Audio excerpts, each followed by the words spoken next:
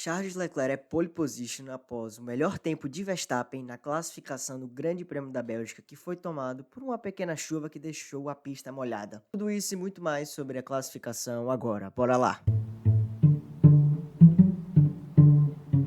Fala, engenheiros do boxe, sejam muito bem-vindos a mais um vídeo. Eu sou o Lucas Benetti e hoje tô vindo aqui falar com vocês sobre essa classificação que foi estranha, foi diferente, em que tivemos algumas surpresas. A primeira delas foi a chuva, que acabou chegando e mudou um pouco o que estava sendo visto nos treinos livres de ontem. E com isso, vamos agora já falando do resultado, começando pelo Q1. Tivemos como eliminados o Zou, Sargent, Tsunoda, Magnussen e Hülkenberg. Falando agora desse top 3 aí dos eliminados, Hülkenberg, Magnussen e Tsunoda, são as 3 decepções da vez. A Haas, porque estava crescendo, o Hülkenberg tinha conseguido 2 P6 seguidos, se eu não me engano, e a Haas estava começando a caminhar por um bom caminho, mas pelo visto não rendeu muito, e desde a corrida passada continua nessa maré baixa. E o Tsunoda, eu esperava que ele fosse ir um pouco mais pra frente para tentar ajudar o Ricardo, dando algum tipo de vácuo, porque ele tá punido e vai largar da última posição, independente da posição que ele fosse ficar. Inclusive fizeram os cálculos, ele toma 60 posições de punição, é um negócio assim, tipo, bizarro. Enfim, é um regulamento muito bem escrito. Vamos agora falar do Q2. Seguinte, no Q2 tivemos como eliminados Lance Stroll, Bottas, Ricardo, Gasly e Albon. E aqui temos uma das surpresas, que é o Bottas conseguindo novamente botar a carroça da Sauber no Q2. E também temos uma surpresa que não é das melhores, que é o Albon em 11º, que não passou pro Q3 por 3 milésimos. E inclusive, se ele conseguisse melhorar o seu tempo, ele iria eliminar o Pérez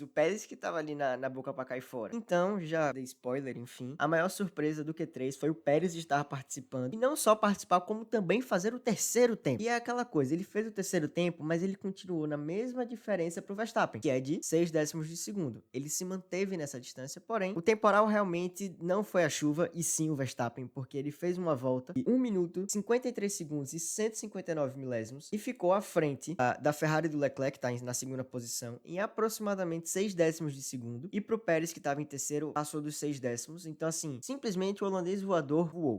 Interrompendo a sua programação para uma sequência de avisos importantes para a sociedade brasileira. Seguinte, primeiro de todos, deixe seu like, se inscreve no canal e compartilha esse vídeo que tá maravilhoso. E também gostaria de dizer que agora o BoxBox tem uma parceria com a Apex F1.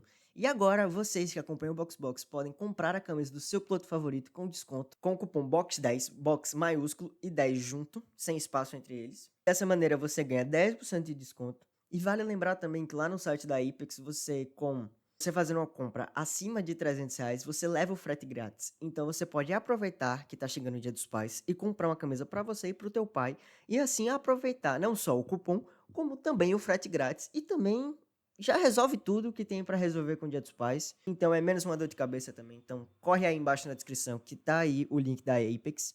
Aproveita e não se esqueça, viu? Cupom BOX10. E agora voltamos para a programação normal com o Grande Prêmio da Bélgica.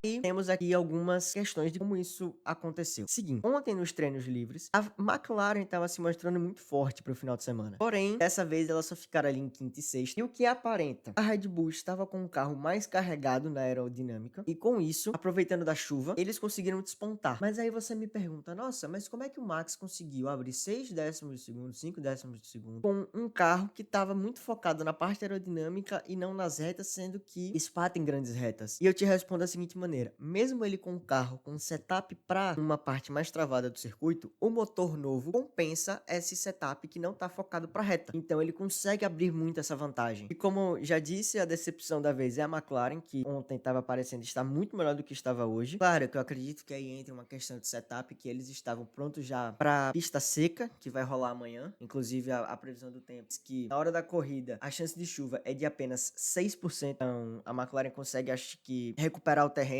mudando de marcha, mas mantendo no mesmo sentido. Vamos agora analisar alguns gráficos. O primeiro deles é das maiores velocidades. Seguinte, o Ocon conseguiu botar com aquele péssimo motor da Renault, aquele motor horrível deles, ele conseguiu botar maior velocidade, de 323. E isso acabou resultando na liderança do primeiro setor. Como você pode observar, ele ficou aproximadamente um décimo na frente do Verstappen. E agora, já aproveitando e falando do Max, você nota que ele consegue ficar na segunda posição no primeiro setor, que tem uma grande reta, enquanto nos outros dois ele lidera, que tem uma parte mais sinuosa e pedaço com reta também no terceiro setor. Então, assim, realmente o motor novo acredito que tá fazendo muito essa diferença. E o setup focado para o segundo setor também acaba sendo diferencial. Vale destacar aqui também tem o de Lando Norris, que ele conseguiu ficar dentro do top 3 no primeiro e terceiro setor, enquanto no segundo ele vai lá para a sétima posição e assim ele acaba ficando só com a quinta colocação. Então, o segundo setor dele foi o que arruinou sua volta, porque os outros dois estavam muito fortes e ele conseguiria ficar lá na frente junto com Leclerc, junto com Pérez, acho que inclusive conseguiria ficar próximo ao Verstappen, mas esse segundo setor do Lando foi tenebroso, tomando praticamente 8 décimos. Também vale destacar o desempenho do Pérez, que no primeiro setor ele foi o último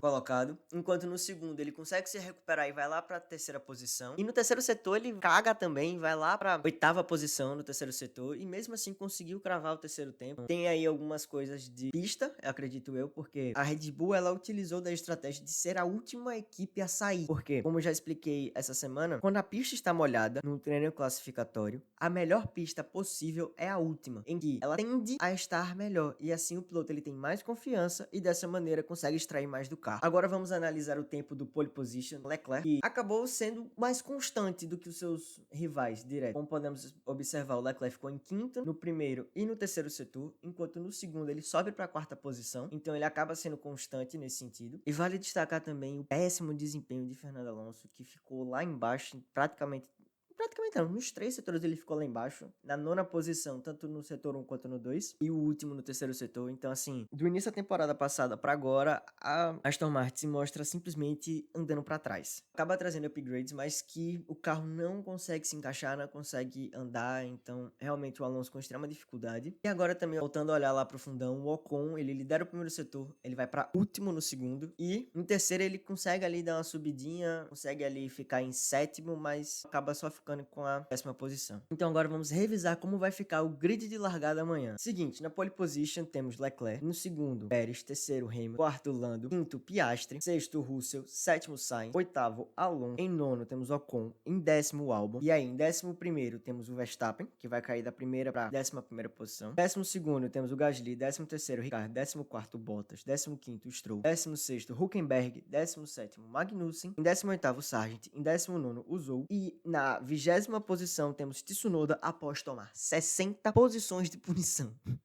Cara, como é que esse regulamento permite isso? São 20 carros e você pode tomar até 60 posições. Pô, não faz sentido, sabe? É meio desproporcional em algumas coisas. Mas enfim, não sou eu que escrevo esse regulamento, então vamos só aceitar. Enfim, agora eu quero saber de vocês. Quais são suas expectativas para a corrida de amanhã? Será que o Verstappen se recupera e vence? Ou teremos Sérgio Pérez sendo o 8º vencedor da temporada? Qual será a surpresa do dia? Ou então qualquer outro piloto vencer? Comenta aí embaixo, quero saber, hein? Então é isso. Muito obrigado pela atenção. Não se esqueçam de se inscrever, deixar o like e compartilhar com aquele amigo que também quer saber o que aconteceu no treino classificatório do Grande Prêmio da Bélgica. E não se esqueçam de dar uma passadinha lá na Apex F1, link aí na descrição para garantir aquela camisa tanto para você quanto para seu pai e resolver o presente de Dia dos Pais. E sempre lembrando, cupom de 10%, cupom BOX10. Aproveita lá. Muito obrigado e falou!